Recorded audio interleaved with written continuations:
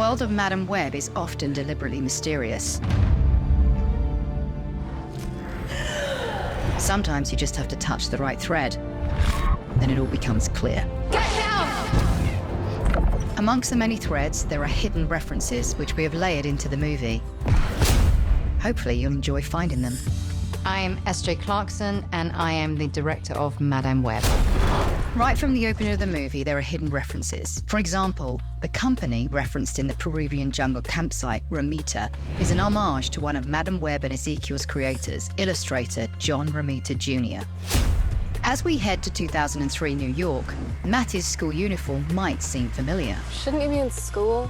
The costume design team matched her uniform to the images from the 1999 comic book, Spider-Woman, Volume 3, Number 5.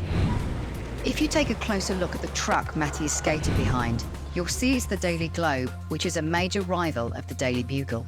Come on, buddy. The hospital where Cassie and Ben drop off Julia's stepmom is St. Timothy's. That's the very same hospital where Madame Web picks up an injured Mattie Franklin in 1999 Spider-Woman, Volume 3, Issue 2.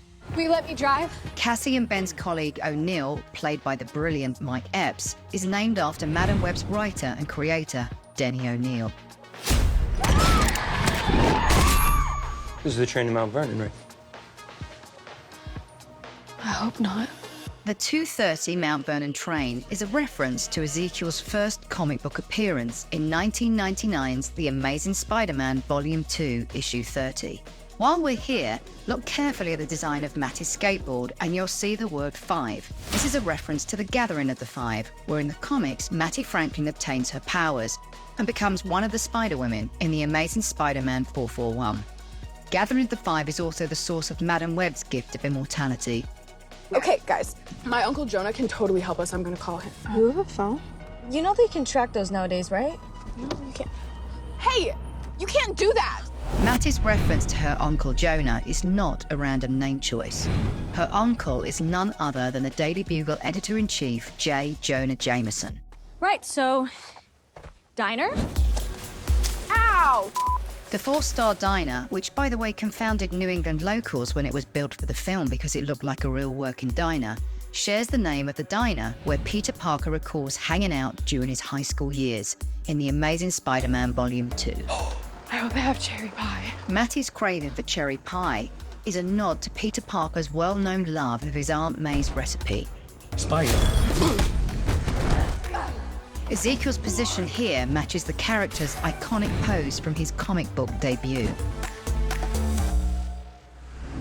This is 210 with a 42-year-old female. Code. The 210 call sign in the ambulance and on the docks as the girls rescue Cassie Please. Cassie! Come back, Cassie. is a direct link to the 1980 Amazing Spider-Man issue 210, the first ever appearance of Madame Web, which was published on November the 1st, 1980.